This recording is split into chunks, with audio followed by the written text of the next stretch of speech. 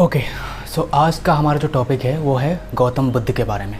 और आज का टॉपिक हम शुरू करते हैं एक छोटी सी स्टोरी के साथ, छोटी सी कहानी के साथ। ये कहानी शुरू होती है जब बुद्ध अपने समाधि पे बैठे हुए होते हैं। एक वृद्ध महिला, ओल्ड वोमेन आती है उनके पास और ये आके ये बोलती है कि मैंने आपके बारे में बहुत कुछ सुना है और बड़ी आस लेके मैं यहाँ पे आई हूँ आपके पास। मेरा एक बेटा था जिसका देहांत हो गया है। मैंने ये सुना है कि आप बहुत चमत्कारी पुरुष हैं, आप बहुत चमत्कार करते हैं, तो आप भगवान हैं, तो कृपया आप मेरे बच्चे को, मेरे संतान जो जिसका देहांत हो गया, उसको जीवन दान दीजिए। तो बुद्ध सब कुछ सुनते हैं और वहाँ पे वो क्या करते हैं, ठीक है, बुद्ध को भी थोड़ा सा शांत होकर सब सुनते हैं और आराम से बोलते हैं कि ठीक है, एक काम करो, मुझे कुछ सामान चाहिए होगा आपके बेटे को ज़िंदा करने के लिए। आप एक काम करो, आप किसी भी एक घर से मुझे चावल का कुछ दाना ला के दो, भिक्षा ला के दो, जिनके घर में किसी का देहांत ना हुआ हो, जिसी के घर में किसी का डेथ ना हुआ हो। तो ये सुन के वो वृद्ध महिला, ओल्ड वुमन, बहुत खुश हो जाती है और ये सोचने लगती है कि ठीक है, मैं अभी निकल पड़ती हूँ, किसी एक घर से मुझे चावल मिल जाएगा जिनके घर में किसी की डेथ ना हुई हो। तो जब वो वृद्ध महिला जाके दर बदर घूमती रहती है, अलग अलग घर पे जाके भिक्षा मांगती रहती है, तो वो सबके कहानी के संस्पर्श में आती है, सबके कहानी सुनती है। वहाँ पे हर कोई ये बोलता है कि ऐसा तो नहीं हुआ है कि हमारे घर में किसी का डेथ नहीं हुआ है, किसी का 4 साल का बेटा का देहांत हुआ, किसी का 1 साल 6 महीने का छोटा सा बेबी का डेथ हुआ है, किसी वृद्ध इंसान का डेथ हुआ है वहाँ पे। तो ऐसा कहीं भी एक घर नहीं मिला जहाँ पे किसी का डेथ ना हुआ हो। तो वृद्ध महिला को ये समझ में आ जाती है कि संसार का जो नियम है वो ये है कि यहाँ इंसान आता है, अपना टाइम ख़त्म करता है, वापस फिर अपने जगह पे चला जाता है जहाँ से वो आया था। तो डेथ इज़ इनएविटेबल, जिसको हम नहीं रोक सकते। वहाँ पे बुद्ध का करिश्मा क्या था, बाकी सारे रिलीजन जितने थे, जैसे कि अब्राहम रिलीजन हो गए जो उसके बाद आए, या फिर हिंदू माइथोलॉजी जितने थे, या फिर और भी जितने सारे रिलीजन हो गए, या फिर जितने भी स्टोरी कहानियाँ जो महापुरुष के बारे में हम सुनते हैं, वो सब चमत्कार का सहारा लिया है कहीं ना कहीं अपने पावर को शो करने के लिए या फिर अपने बातों को कन्विंस करने के लिए।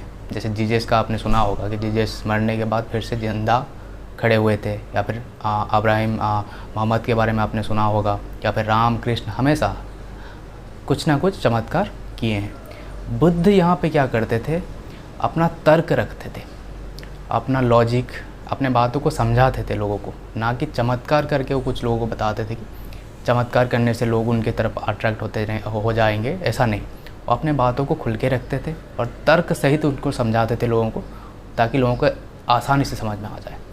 तो ये डिफरेंस है बुद्ध की फ़िलोसॉफी, बुद्ध की टीचिंग और बाकी सारे रिलीजन की टीचिंग के बीच में। अभी हम आते हैं एक दूसरे टॉपिक पे जिसको सुन के काफ़ी लोग ऑफेंड होने वाले हैं, तो ठीक है, फिर भी बात करते हैं खुल के इसके बारे में।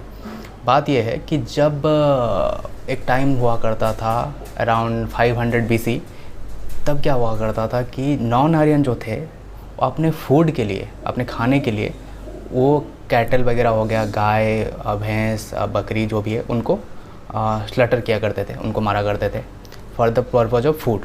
और जो आर्यन हुआ करते थे वो क्या करते थे कि अपने जो सैक्रिफाइस होते हैं, रिचुअल्स होते हैं, उनको फुलफ़िल करने के लिए वो भी सैक्रिफाइस किया करते थे। तो उस टाइम पे जब बुद्धिज़्म का उदय हुआ तो बुद्ध ने आके समझाया सबको कि cattle is an asset for you, ये आपके लिए एक वैल्यूएबल चीज़ें हैं, तो कृपया इनका हत्या ना करें, इनको सही तरीके से यूज़ किया जाए। उस चीज़ को बाद में ब्राह्मणिकल सोसाइटी जो था उन्होंने प्रमोट किया। तो एक टाइम था जब ये सारे चीज़ें हुआ करती थी, लेकिन बुद्ध ने आके बोला कि डोंट डू दैट, ये मत कीजिए। और उस चीज़ को पॉपुलराइज किया किन्होंने, ब्राह्मणिकल सोसाइटी ने। और जो आज हम आके गौ माता की रक्षा के नाम पे एक दूसरे को मार काट रहे हैं और ये बता रहे हैं कि सनातन धर्म का हिस्सा है, तो एक्चुअली वो आया है बुद्धिज़्म से, वो कंसेप्ट आया है बुद्धिज़्म से। Now come to the third topic of Buddhist contribution to the Indian society and the world to the whole. So बात ये है कि एक टाइम पे इंडियन सोसाइटी स्पेसिफिकली हम बात करेंगे तो एक टाइम पे क्या हुआ करता था कि शूद्र और ओमेन, जो लड़कियां हुआ करती थी, महिलाएं हुआ करती थी, और जो शूद्र, जो उस टाइम पे निम्न जाति के माना करते थे लोग, उनको क्या हुआ करता था कि वेद पढ़ने से रोका जाता था और जनेऊ धारण करने से रोका जाता था। बहुत महिलाएं और शूद्र जाति के जितने लोग थे सबको वेद पढ़ने से मना किया जाता था और सैक्रेड थ्रेड जिसको बोलते हैं, जनेऊ जिसको बोलते हैं, उनको धारण करने से मना किया जाता था।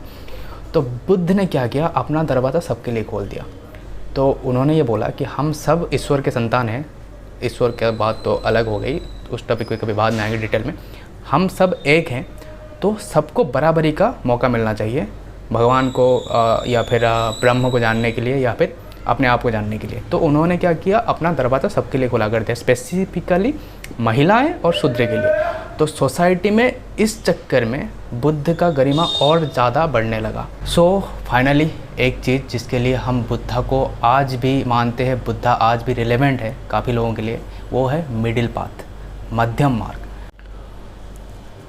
तो बुद्धा ने बोला कि आपको अपने आप को ज़्यादा पनिश करने की ज़रूरत नहीं है, या आप ज़्यादा माया की तरफ, आप ज़्यादा भोग विलास की तरफ भी मत रहिए। आप एक मिडिल पाथ फॉलो करके चलिए, ठीक है। ना मैं ज़्यादा एक्सट्रीम में जाऊँगा, ज़्यादा पैसा कमाने के लालच में भागूंगा, ना मैं कम में संतुष्ट हो जाऊँगा, भिखारी बन के रह जाऊँगा। नहीं, आप एक मिडिल पाथ फॉलो कीजिए जो बहुत पॉपुलर हुआ बाद में जाके, जो आज भी हम फॉलो कर रहे हैं कि ज़्यादा एक्सट्रीम नहीं कि ज़्यादा कम नहीं, एक थोड़ा अच्छा खासा सब कुछ हो जितना ज़रूरी है। तो यहाँ पे कबीर दास का जो दोहा है कि साईं इतना दीजिए बड़प्पन ना होए, मैं भी भूखा ना रहूं, साधु ना भूखा जाए। तो ये मिडिल पाथ का जो हम अगर कंसिडर करें तो ये वही फिलोसफी है कि मध्यम मार्ग। और बुद्धा ने बताया कि मध्यम मार्ग के लिए आपको क्या करना है कि 8 फोल्ड पाथ उन्होंने बताया था कि आप seek for the true knowledge, seek for the true meditation. तो वो कभी दूसरे टाइम पे हम बात करेंगे उसके ऊपर। तो ओवरऑल बुद्धिज़्म ने एक बहुत बड़ा काम किया है इंडियन फिलोसफी, इंडियन जो लाइफस्टाइल है उसी को लेके एक नया डायरेक्शन, नया दिशा देने के लिए। तो जुड़े रहे हमारे साथ, ऐसे स्टोरी में लेके आता रहूँगा। और प्लीज़ सब्सक्राइब, एंड आपको अगर अच्छा लगा तो like and comment. Thank you.